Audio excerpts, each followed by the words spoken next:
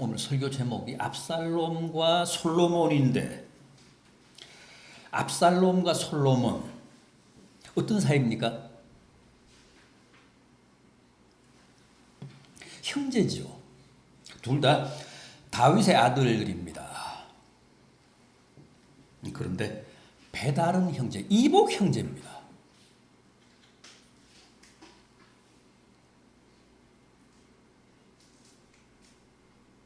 아무튼 형제인데, 압살롬은 성경에 나오는 대표적인 패륜하고,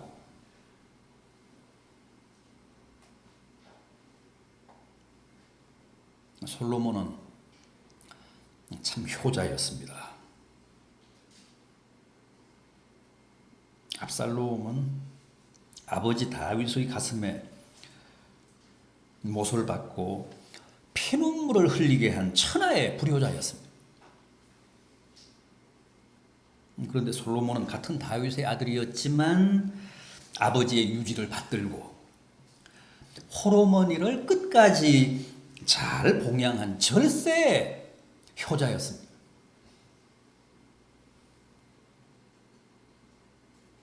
그래서 이 두 사람 압살롬과 솔로몬은 참 대조적입니다. 마지막도 그렇습니다. 압살롬은 그 최후가 비참했고 솔로몬은 그 말년이 더없이 복되고 아름다웠습니다.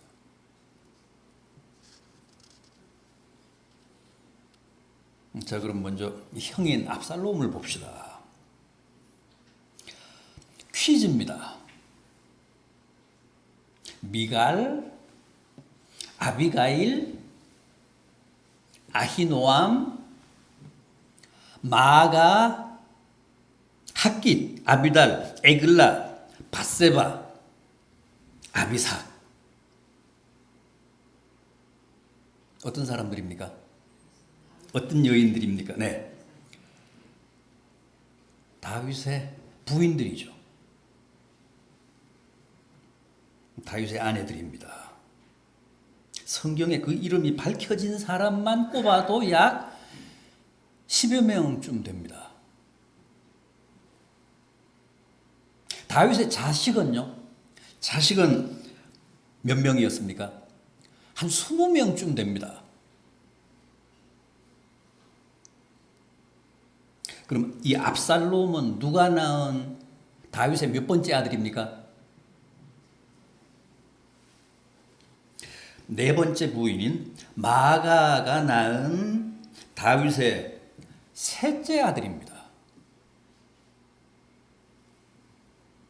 압살롬은 어릴 때부터 그 외모가 참 준수했습니다. 사무엘하 14장 25절 이하입니다. 온 이스라엘 가운데서 압살롬같이 아름다움으로 크게 칭찬받는 자가 없었더니 그는 발바닥부터 정수리까지 흠이 없습니다. 그의 머리털이 많고 무거움으로 연말마다 깎았으며 그의 머리털을 깎을 때 그것을 달아본 즉 200세겔이었더라. 키도 크고 얼굴도 잘생기고 특히 길고 풍성한 머리털이 금발이 그의 가장 큰 자랑거리였습니다. 실제 다윗도 셋째 아들인 이 압살롬을 끔찍히 총애했고 그 어떤 아들보다도 늘 가까이 두었습니다. 그런데 무슨 일이 벌어집니까? 다윗의 첫째 아들 암논이 그 압살롬의 누이인 다말을 범합니다. 겁탈을 합니다. 성폭행합니다. 그러니까 맏인 암논이 자기의 이복 여동생인 다말을 그렇게 한 겁니다. 그런데 그 암논에게 당한 다말이 바로 압살롬의 친누이였습니다. 같은 배에서 태어난 여동생이었습니다. 그래서 어떻게 됐습니까? 압살롬이 복수의 칼을 갈며 은밀히 그리고 치밀하게 계획해서 결국은 자기의 이복형인 맏형 암논을 살해합니다. 모복한 겁니다.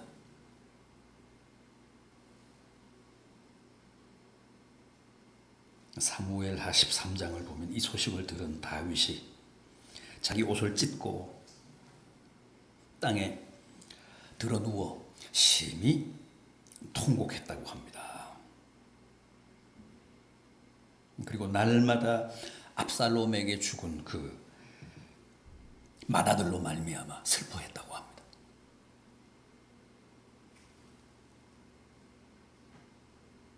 그런데 문제는 압살롬의 그 만행이 거기서 끝나지 않았다는 거죠. 또 어떻게 했습니까? 더 결정적이고 더 치명적이고 비극적인 반역을 모의합니다. 쿠데타를 일으킵니다. 이번에는 아예 아버지인 다윗 왕을 죽이고 자신이 그 권좌를 차지하려고 다윗 왕의 신복이며 뛰어난 책사였던 아히도벨까지 매수해서 마침내 아버지 등에 칼을 꽂습니다.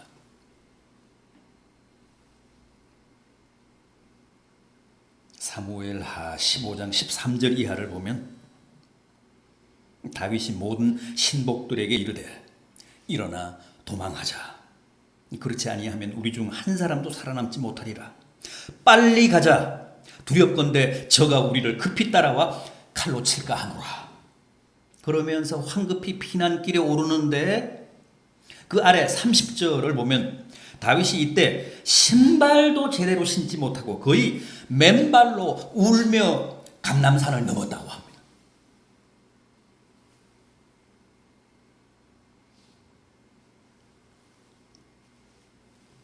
그러나 충과 효 대신 반역과 불효를 일삼으며 형을 살해하고 결국은 아버지에게까지 칼을 겨루었던 압살롬은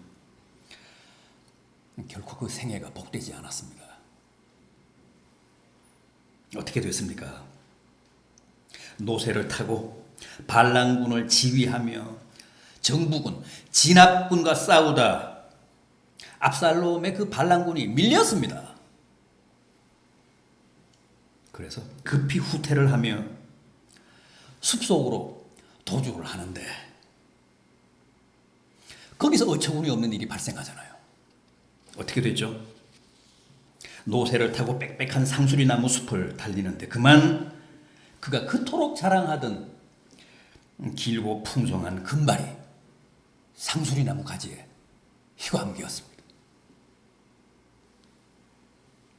어떻게 됐습니까? 노새는 그냥 아래로 빠져나가고 압살롬은 그 머리채가 상수리나무에 걸린 채 공중부양을 해서 대롱대롱 매달리게 됩니다.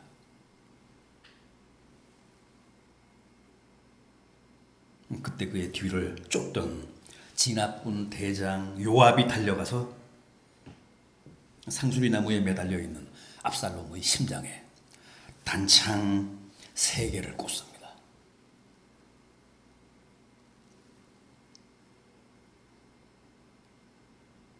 압살롬이 그렇게 처참하게 죽었다는 소식을 들은 아버지 다윗이 어떻게 했습니까?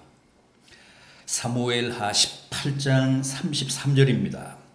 왕의 마음이 심히 아파 문 위층으로 올라가서 우니라. 그가 올라가며 내 아들 압살롬아, 내 아들 압살롬아, 차라리 내가 너를 대신하여 죽었다면 좋았을 것을. 내 아들아, 내 아들아 하며 통곡했다고 합니다. 방성대곡을 했다고 합니다. 이게 부모의 심정입니다. 아비를 죽이고 아비의 권력을 빼앗으려고 반란을 일으킨 아들이지만 막상 그가 비명에 가자 그렇게도 슬퍼하며 가슴 아파할 수가 없습니다.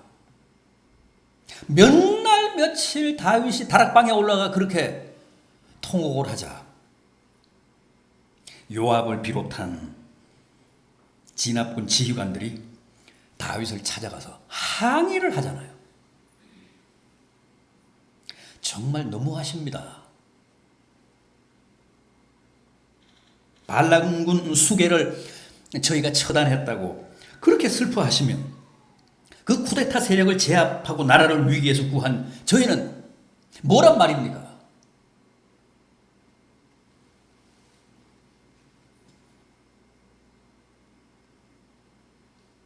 그만큼 다윗은 반역자 아들인 압살롬의 죽음을 가슴 아파했습니다.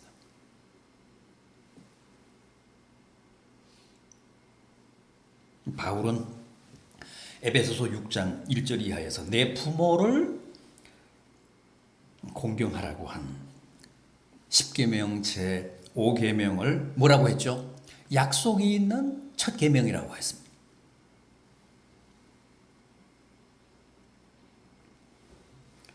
잘 아시는 대로 10계명은 거의가 다 외마디로 끝나잖아요. 제1계명 다른 신을 섬기지 마라. 제2계명 우상을 만들지 마라. 제3계명 나의 이름을 욕되게 하지 마라. 망령되이 일컫지 말라. 또 제4계명 안식일을 기억하고 거룩하게 지키라. 다 이렇게 외마디 명령입니다. 그런데 제5계명인 내 부모를 공경하라는 말씀만큼은 그렇게 외마디로 끝나지 않고 하나님의 축복이 약속되어 있습니다. 뭐라고 했습니까? 그리하면 네가 땅에서 하는 일이 다 잘 되고 오래 산다, 장수한다. 그런 전제가 붙어 있습니다.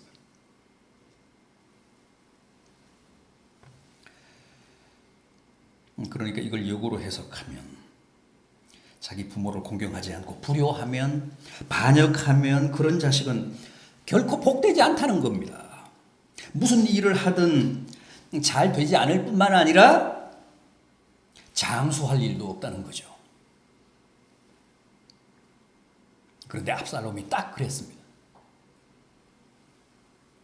어떤 일도 성공하지 못했고 결국은 젊은 나이에 그렇게 비명에 갔습니다.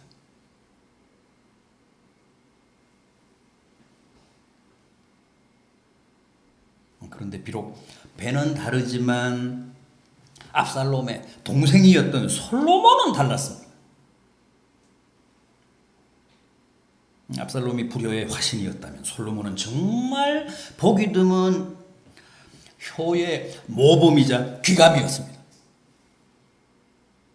솔로몬은 어머니가 누굽니까? 솔로몬의 어머니 우리야 장군의 아내였던 밧세바였죠.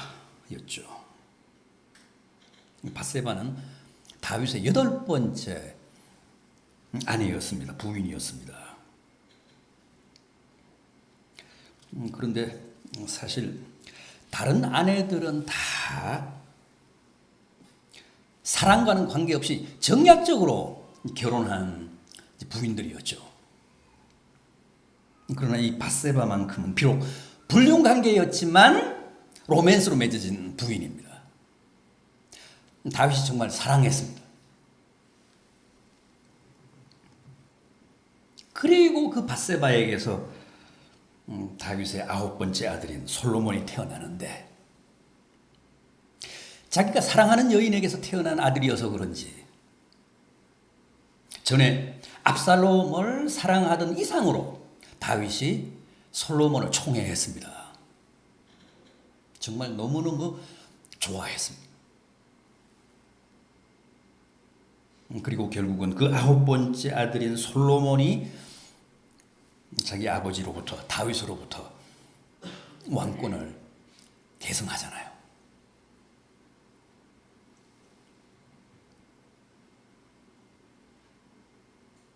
솔로몬이 왕이 된 다음에 제일 먼저 한 게 뭡니까? 유사일에 가장 아름다웠다는 예루살렘 성전을 건축한 일 아닙니까? 성전을 건축했습니다.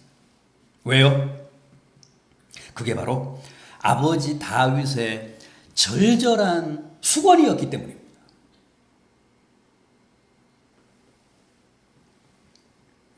다윗은 늘 나는 백향목 왕궁에 살거늘 하나님의 언약궤는 초라한 저 성막 가운데 있도다 하며 그렇게 가슴 아파했습니다. 늘 하나님께 죄스러워했습니다. 송구스러워했습니다. 나는 멋진 왕궁에서 사는데 하나님의 언약궤는 하나님의 임재를 상징하는 법궤는 초라한 천막에 있도다. 견딜 수 없어 했습니다. 송구스러워서. 그래서 하루라도 빨리 성전을 짓고자 했던 건데 하나님은 그 소원을 들어주시지 않았습니다. 뭐라고 하셨습니까? 너는 전쟁을 하며 손에 피를 너무 많이 묻혔기 때문에 성전을 건축하기에는 적절하지 않다. 마음은 참 가상한데 너의 손에는 피가 너무 많이 묻었다. 그러시면서 내 몸에서 난 내 씨를 세워 성전을 건축하게 하리라 그러셨습니다. 그런데 그 씨가 바로 솔로몬이었던 겁니다. 따라서 솔로몬의 예루살렘 성전 건축은 자신의 소원이었다기보다는 부친 다윗의 유지였습니다.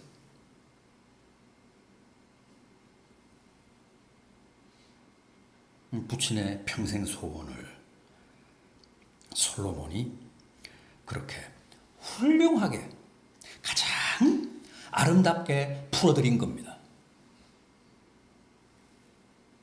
이뿐만 아닙니다. 열왕기상 2장 20절을 보면 솔로몬이 자기 어머니인 밧세바 앞에서 효를 다짐하는 대목이 나옵니다. 장면이 나옵니다. 이미 아버지인 다윗은 죽었고 밧세바도 이미 많이 늙었습니다. 그런데도 솔로몬이 뭐라고 합니까? 내가 결코 어머니를 괄시하지 않겠나이다.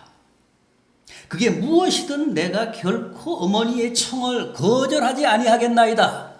다 들어드리겠습니다. 효를 서원했습니다. 맹세했습니다. 그리고 지극정성으로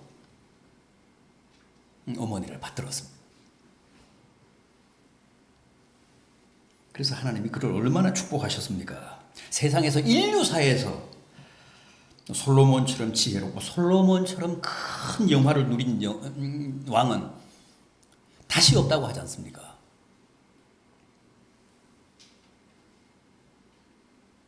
자, 그런 절세의 효자인 솔로몬이 오늘 우리에게 제시한 효도법이 제가 소개해드린 본문입니다. 이 잠언서의 말씀입니다. 먼저 뭐라고 했습니까? 부모에게 청종하라고 합니다. 오늘 본문 22절 상반절을 보십시오. 너는 아비에게 청종하고 청종하라.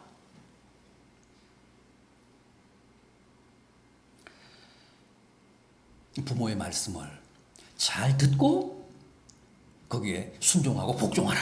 청종.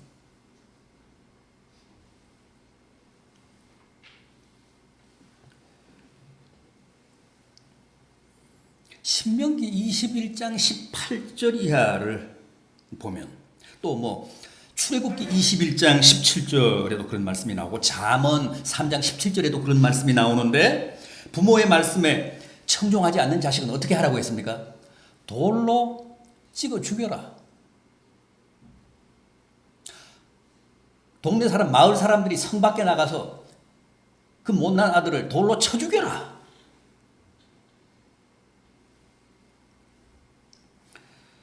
왜 이렇게 과격합니까? 왜 이렇게 극단적입니까?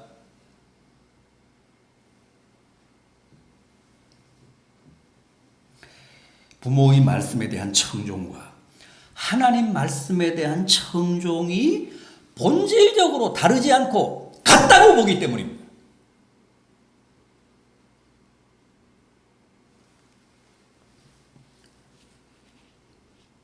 부모님 말씀에 대한 순종과 복종의 연장이 하나님의 말씀에 대한 복종과 순종이라고 보기 때문에 그렇습니다.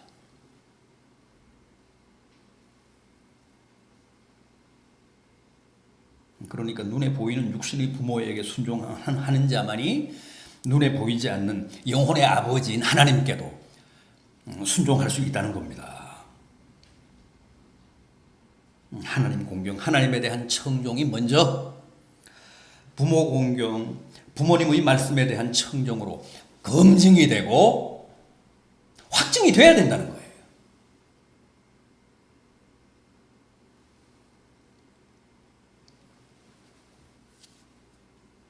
그런데 솔로몬은 아버지 뜻에 청종하여 아름다운 예루살렘 성전을 봉헌했고 또 홀로 되신 어머니 앞에서 효를 맹세하고 평생 그 말씀에 순종함으로써 하나님이 바라시고 기대하시는 효의 진정한 모범을 보였다는 겁니다.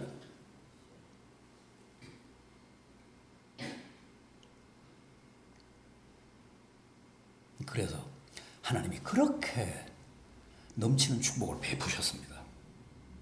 그런데 성경을 보면 주님도 죽기까지 아버지 뜻에 복종하셨다고 합니다.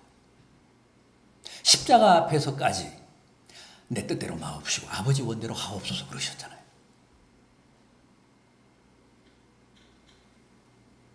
그래서 하나님이 그를 지극히 높여 모든 이름 위에 뛰어난 이름을 주사 하늘에 있는 자들과 땅에 있는 자들과 땅 아래에 있는 자들로 모든 무릎을 그분의 이름 앞에 꿇리셨다고 했습니다.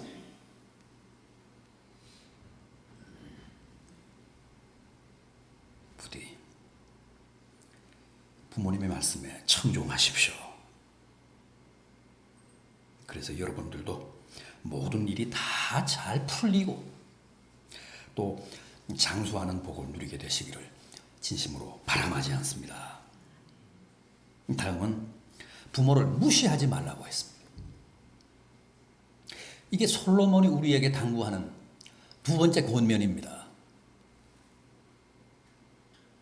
22절 하반절을 보십시오. 내 늙은 어미를 경히 여기지 말라. 경히 여기지 말라. 이것은 부모님이 늙으셨다고 함부로 대하거나 소외시키지 말라, 학대하지 말라는 뜻입니다. 지난 8일 저녁 TV 뉴스 보셨죠? 자식이 부모의 돈과 재산을 다 빼앗고 또 자식이 부모를 다락방에 감금해놓고 굶기면서 학대하고 정신병원에 가두고 심지어는 자기가 화날 때마다 시어머니의 종아리를 피멍이 들도록 때리는 며느리도 있다고 하잖아요. 그래서 학대와 고문과 구타를 견디지 못해 무작정 가출하는 고령의 부모들이 해마다 더 늘고 있다고 합니다.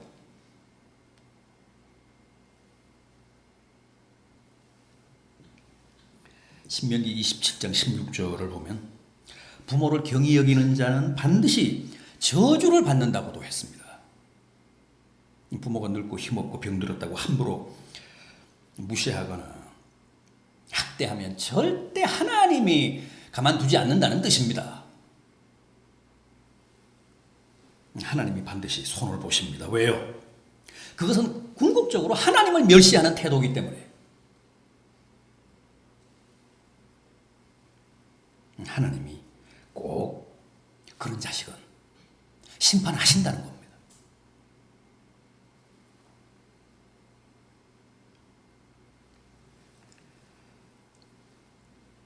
내가 이 땅에서 뭘 하든 저주가 아니라 축복을 받고 실패가 아니라 성공하며 살기를 바란다면 또 건강하게 오래 살기를 소원한다면 반드시 부모님을 경히 여기지 않고 존중하며 효를 다해야 한다는 사실 절대 잊지 마시기 바랍니다. 세상 사람들은 부모님이 살아계실 때는 서로 안 모시려고 하다가도 일단 돌아가시면 제사는 악착같이 지내려고 하죠. 그래야 복 받는다고 생각하기 때문에 그렇습니다.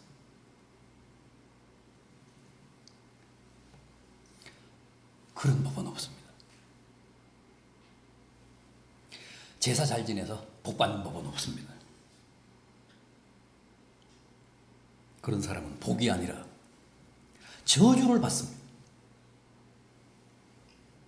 살아계실 때 부모님을 경히 여기지 않고 잘 모셔야 복 받습니다. 그게 솔로몬과 성경이 가르치는 효도법입니다. 복 받는 비결입니다. 하나 더 있습니다. 오늘 본문 23절입니다. 진리를 사도에 팔지는 말며 지혜와 훈계와 명철도 그리할지니라. 이것은 부모님의 바람과 부모님의 기대를 저버리지 않는 자식이 되라는 뜻입니다. 부모님은 다 내 자식이 부지런히 진리를 사고 평생 지혜와 훈계와 명철을 쫓으며 살기를 바라십니다. 그러므로 자식들은 최대한 부모님의 그런 기대에 부응하며 사는 게 옳고 바람직하다는 거죠. 왜냐하면 그게 부모님의 보람이고 기쁨이고 행복이기 때문에 그렇습니다. 그러나 현실은 어떻습니까? 부모의 기대와 바람에 만족을 드리며 사는 자식이 과연 세상에 몇이나 될까요? 참 어려운 얘기죠. 우리는 다 부모님의 기대치에 한참 못 미칩니다.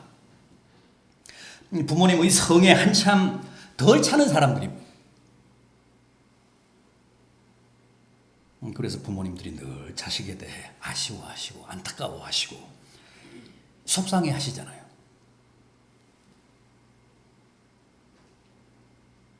그러나 제가 가끔 말씀드립니다만은 이제는 부모님들도 생각을 많이 바꾸셔야 됩니다.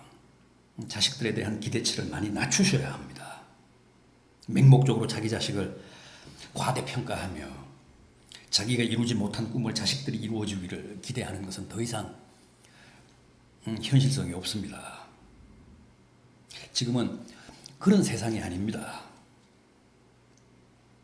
그러나 그게 과도하지 않은 수준의 바람이라면 자식들은 항상 부모님의 기대에 힘껏 부응하는 게 맞습니다. 솔로몬은 그랬습니다. 그는 정말 부모님의 바람과 기대에 누구보다도 충실하게 응답했습니다. 아버지의 유지와 어머니의 소원을 다 받들고 다 잘 들어드렸습니다. 그래서 그만큼 남다른 하나님의 은혜와 축복을 누린 전무후무한 영하의 왕이 되어 40년간 이스라엘을 통치했는데 정말 태평성대로 잘 이끌어냈습니다. 아버지 다윗도 40년간 통치했고 아들 솔로몬도 40년간 이스라엘을 지휘하며 나라를 든든히 세웠습니다. 부디 솔로몬처럼 부모님께 효를 다 하셔서 더 복되고 풍성하고 아름다운 삶을 누리는 성도들 되시기를 진심으로 기원합니다. 기도하시겠습니다.